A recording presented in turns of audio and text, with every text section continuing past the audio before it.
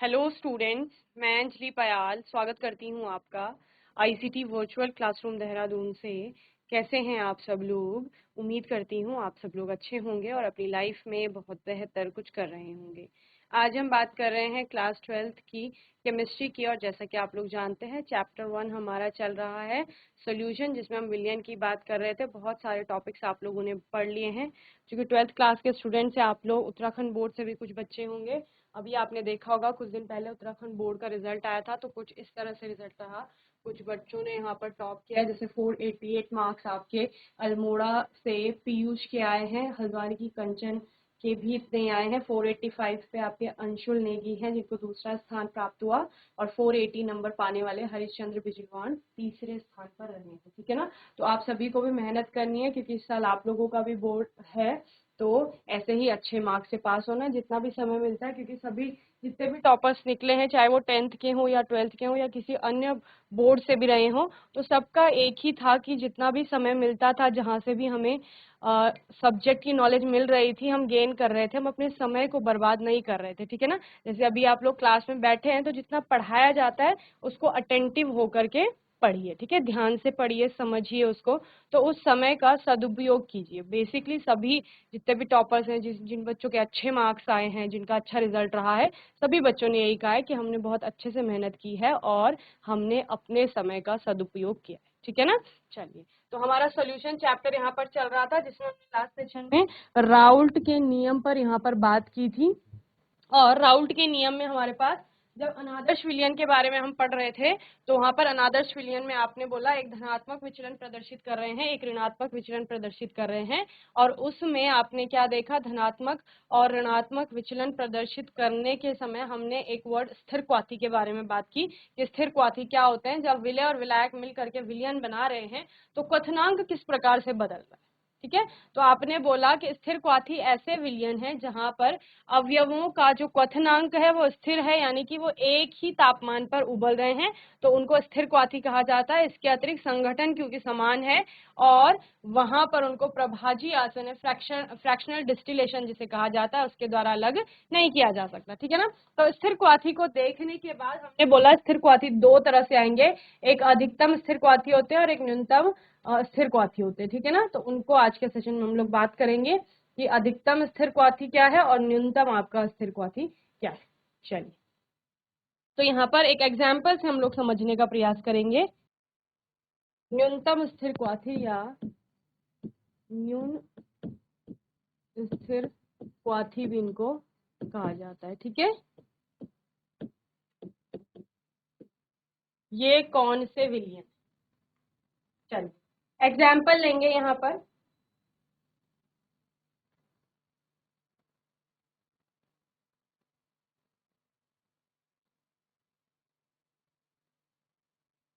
जल का और एल्कोहल का विलयन बनाया जाता है। ठीक है? जल और एल्कोहल का विलयन बनाया जाता है।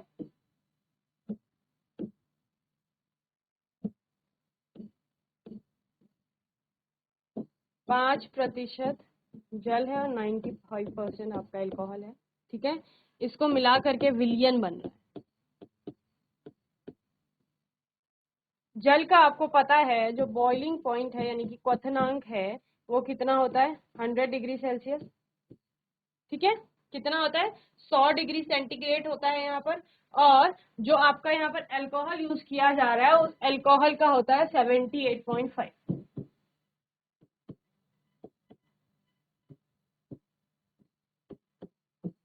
इतना। ठीक है? अब दोनों को मिला करके एक विलयन बनाया जा रहा है, और उस विलयन का जो क्वथनांक है वो है 78 डिग्री सेल्सियस। ठीक है? तो यानी स्थिर क्वाथी, क्योंकि न्यून स्थिर क्वाथी या न्यूनतम स्थिर क्वाथी है, तो विलयन में जो भी अवयव हैं, उन अवयवों का जो क्वथनांक है या जो वो अवयव हैं, वो एक ही तापमान पर उबल रहे हैं, और वो तापमान कितना है? 78 डिग्री सेल्सियस है। और 78 डिग्री सेल्सियस यानी कि इन दोनों से कम है।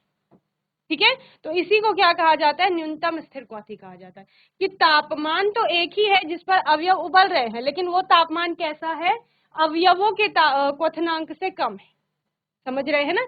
जब हम विलेय और विलायक को मिला करके एक जल बना रहे हैं, तो एक विलयन बना रहे हैं, तो उस विलयन का जो क्वथनांक होगा वो दोनों अवयवों के क्वथनांक से कम होता है। यही होता है न्यून स्थिर क्वाथी। और इस केस में क्या हो रहा है आपका, यहाँ पर चूंकि विलयन का क्वथनांक कम आ रहा है, ठीक है ना? विलयन का क्वथनांक कम आने का मतलब क्या है कि कम ही तापमान पर बहुत ज्यादा मॉलिक्यूल, यानी जैसे जैसे तापमान बढ़ाएंगे बहुत ज्यादा मॉलिक्यूल जो है वो आपका वेपराइज होना शुरू कर देंगे, यानी वाष्प दाब अधिक होगा, है ना? और वाष्प दाब अधिक होगा तो धनात्मक विचलन प्रदर्शित करेंगे, ठीक है ना? चलिए, तो न्यूनतम स्थिर क्वाथी या न्यून स्थिर क्वाथी में आप क्या लिखेंगे?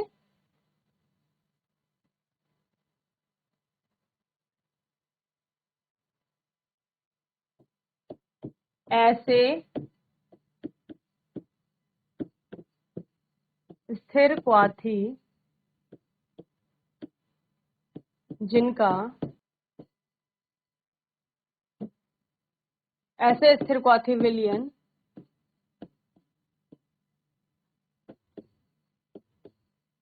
जिनका क्वथनांक अवयव के क्वथनांक या अवयवों के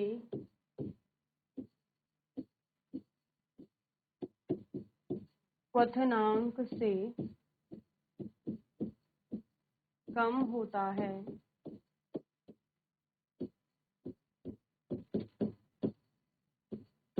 न्यून स्थिर क्वाथी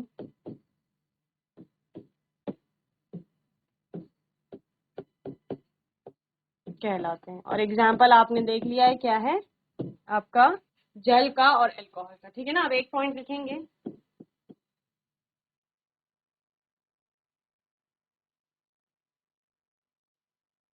इनका किसका स्थिर क्वाथी जो विलयन नहीं है, इनका क्वथनांक कम होता है, अतः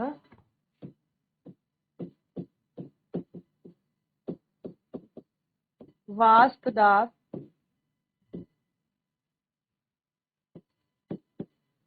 अधिक होगा, ठीक है? अतः ये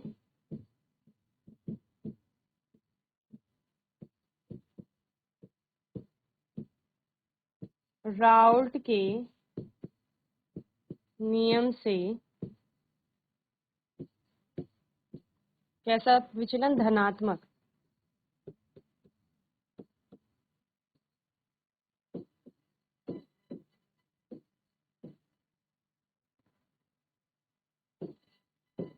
धनात्मक विचलन प्रदर्शित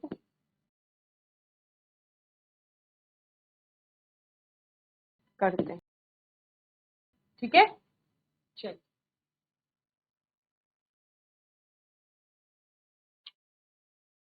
चलिए, नेक्स्ट है आपका अधिकतम स्थिर क्वाथी।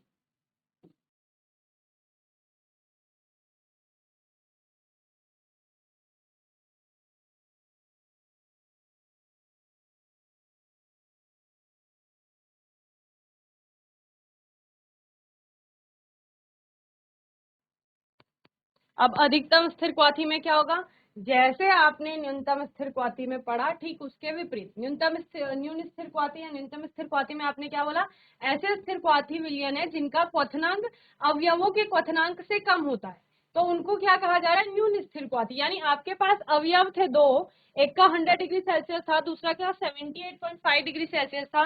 जब दोनों को मिला करके विलयन बना दिया गया तो उसको 78 डिग्री सेल्सियस हो गया, यानी कम हो गया विलयन का तापमान, तो इसको न्यून स्थिर क्वाथी कहा जा रहा है। तो ठीक इसके विपरीत क्या होगा? अधिकतम स्थिर क्वाथी होगा, जहां पर आप क्या कहेंगे कि जब अवयवों को मिला करके विलयन बनाया गया तो विलयन का जो क्वथनांक है वो अवयवों के क्वथनांक से अधिक है, ठीक है? तो उसको कहा जाएगा आपका अधिकतम स्थिर क्वाथी, ठीक है ना? यहाँ पर एग्जाम्पल ले लीजिए, H2O व HNO3 जल और नाइट्रिक एसिड का एग्जाम्पल है। आपका क्या होता है? जल का 100 डिग्री सेल्सियस और HNO3 का 86 डिग्री सेल्सियस। ठीक है, दोनों को मिला करके विलियन बनाया गया। किसकी बात हो रही है? BP, बॉइलिंग पॉइंट, क्वथनांक की बात हो रही है। विलियन बनाया गया और विलियन का क्वथनांक आपका हो जाता है 120.5 डिग्री सेल्सियस। ठीक है ना, कितना? 120.5 डिग्री सेल्सियस। ठीक है, ये हो गया। तो अब आपको क्या देखने को मिल रहा है? जो हमारे पास अवयव थे उनका जो क्वथनांक है, ठीक है ना, वो विलियन के क्वथनांक से कम है, या आप क्या कह सकते हैं, विलियन का क्वथनांक दोनों अवयवों को क्वथनांक से अधिक है। और चूंकि यहाँ आप उनको पृथक नहीं कर पाएंगे तो वो स्थिर क्वाथी हैं, और चूंकि तापमान बढ़ गया है, क्वथनांक बढ़ गया है, तो ये कैसा है? अधिकतम स्थिर क्वाथी कहलाएगा। ओके, चलिए तो यहाँ पर नोट करिए आप लोग, ऐसे स्थिर क्वाथी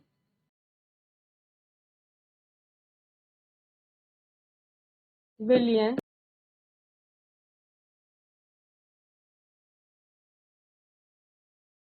जिनका क्वथनांक अवयवों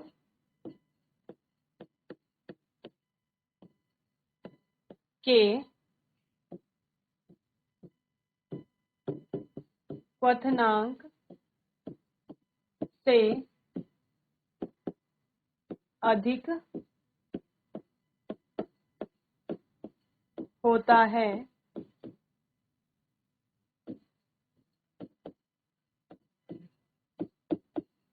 अधिकतम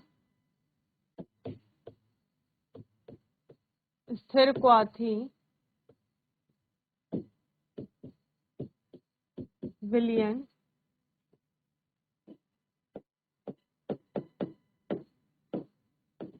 कहलाते हैं। ठीक है, दूसरा पॉइंट क्या हो जाएगा इसमें? चूंकि आपका क्वथनांक बढ़ गया है, क्वथनांक बढ़ गया है तो वाष्पदाब कम होगा, वाष्पदाब कम होगा तो ऋणात्मक विचलन दिखाएगा। ठीक है, चलिए पॉइंट क्या लिखेंगे? जैसे आपने यहाँ लिखा कि इनका क्वथनांक कम होता है, तो वहां आप लिखेंगे इनका क्वथनांक अधिक होता है। किसका? स्थिर अधिकतम स्थिर क्वाथी विलियन का। इनका क्वथनांक अधिक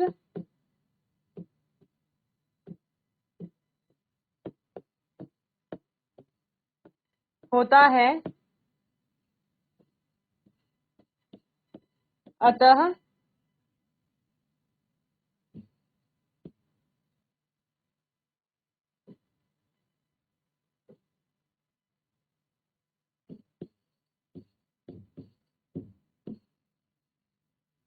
वाष्प दाब कम बनेगी,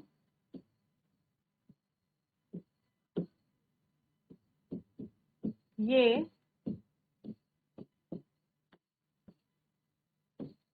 राउल्ट के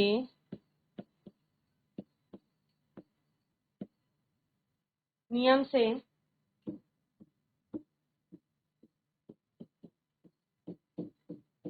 ऋणात्मक विचलन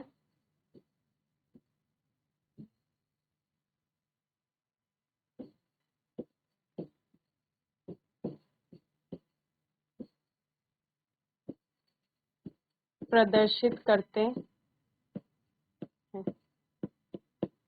ठीक है, नोट करिए जल्दी से।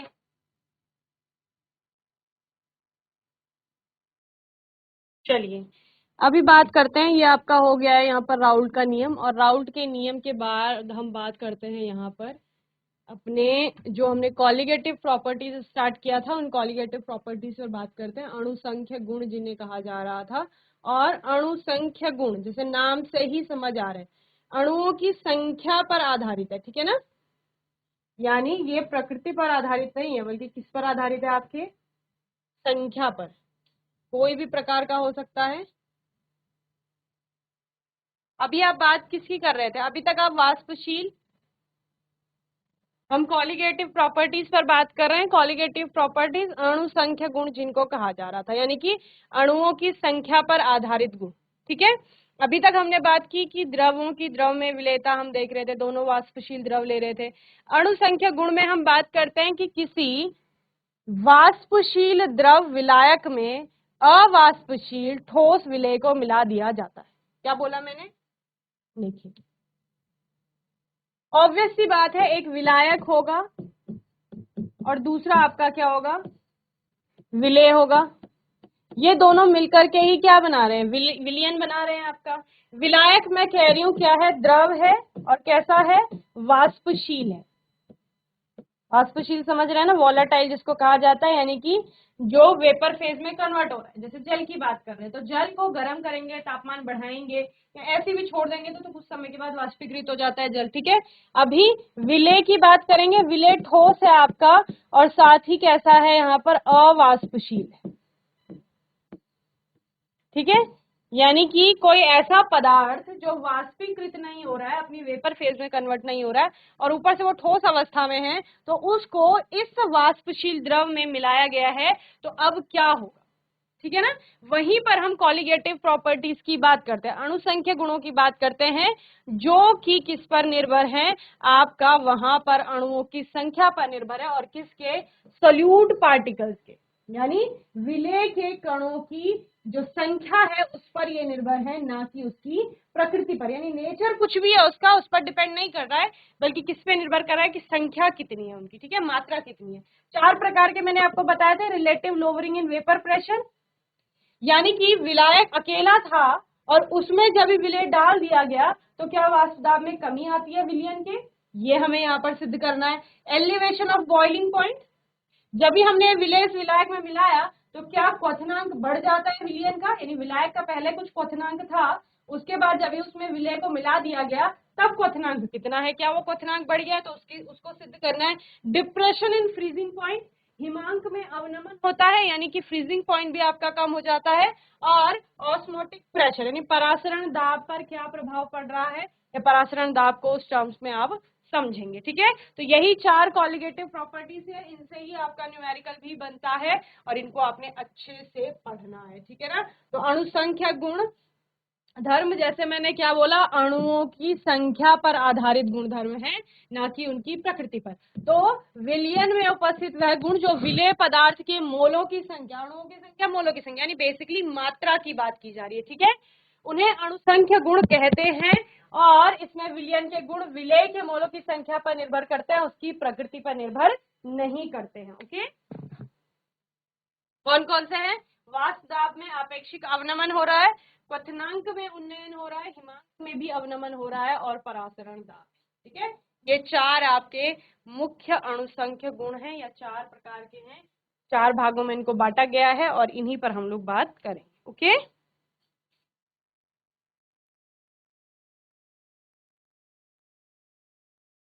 चलिए, now lowering of vapour pressure. सबसे पहला क्या है? वाष्प दाब में आपेक्षिक अवनमन या वाष्प दाब में जो अवनमन हो रहा है। ठीक है, रिलेटिव लोअरिंग भी आप लिख सकते हो, लोअरिंग ऑफ वेपर प्रेशर भी आप लोग लिख सकते हो। समझिए किस प्रकार से आप इसको बता रहे हैं कि रिलेटिव लोअरिंग या लोअरिंग ऑफ वेपर प्रेशर है, यानी कि वाष्प दाब में कमी आ रही है आपके।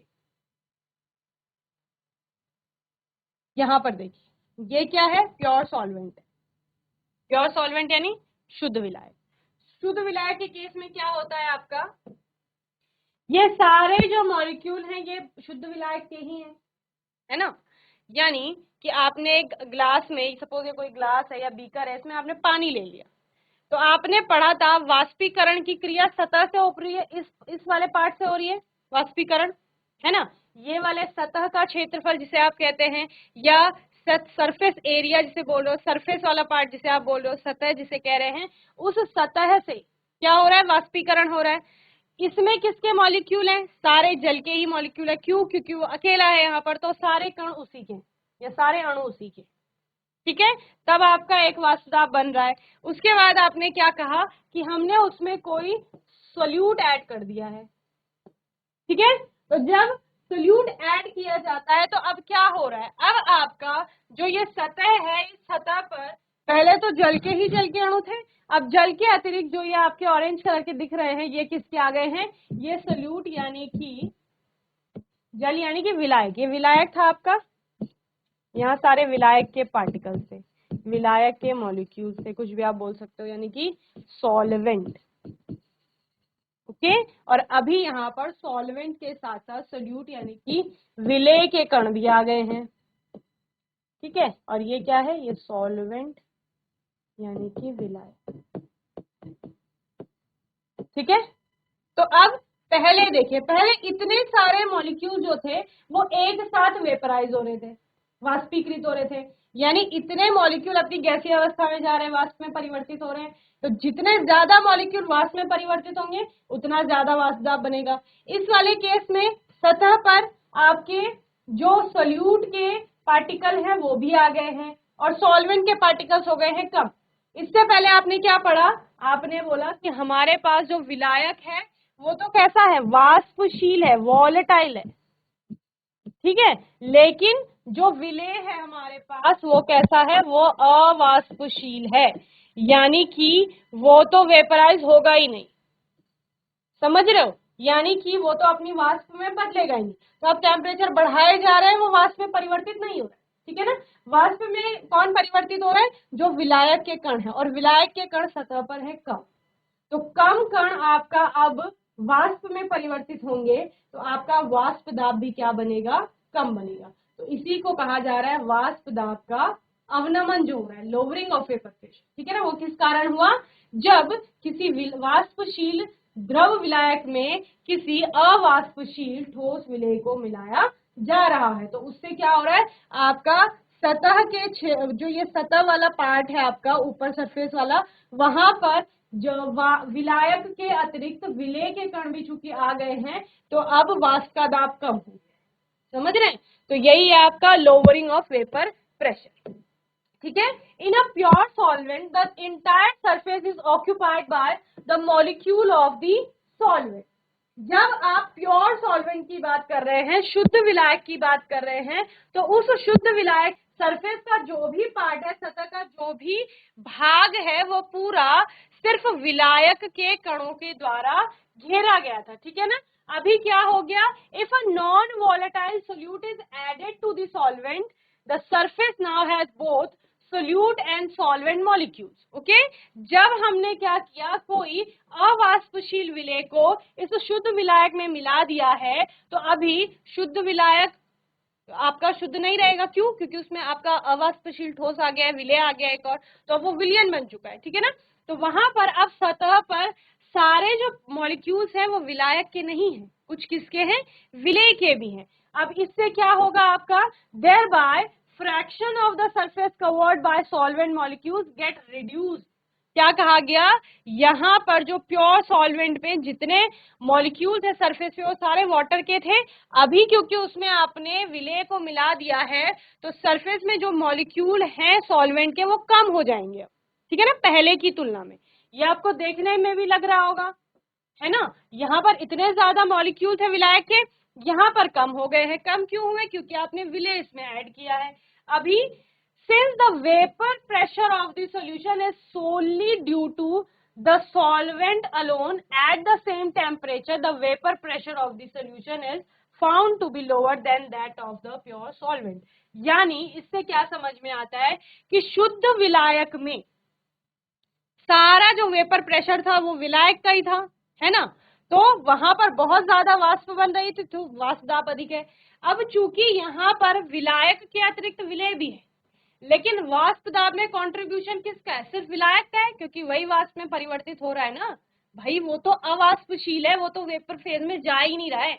जब वेपर फेज में जाएगा ही नहीं, जो ऑरेंज पार्टिकल है, तो इनका वाष्प दाब में कोई कंट्रीब्यूशन नहीं है। जब आप पी टोटल निकालोगे vapour pressure of the solution, तो उसमें सिर्फ क्या होगा, आपका वेपर प्रेशर ऑफ सॉल्वेंट आएगा। और आपने क्या बोला, यहाँ पर वेपर प्रेशर ज्यादा है सॉल्वेंट का और यहाँ क्या हो जाएगा, कम हो जाएगा। कम क्यों हो जाएगा, क्योंकि जो सतह का भाग है, सतह में अब कुछ कण किसके आ गए हैं, अवाष्पशील विलेय के आ गए हैं, तो वो वाष्पीकृत उतने ज्यादा मॉलिक्यूल विलायक के नहीं हो पा रहे हैं जितना वहां हो रहे थे, तो वाष्प का दाब यहाँ पर कम हो जाएगा।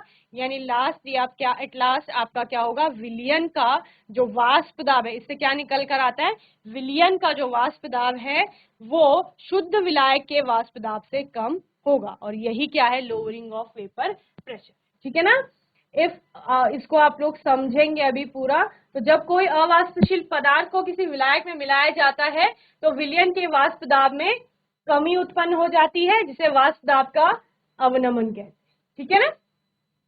इसके बाद आप आपेक्षिक अवनमन की भी बात करते हैं कि आपेक्षिक अवनमन आपका क्या होता है। ओके, ये बना लेंगे, इसके बाद ये वाला नोट कर लेंगे पार्ट, पहले ये बना लीजिए, फिर हम आगे इसको निकालते हैं कि कितना आपका वाष्प दाब में कमी आ रही।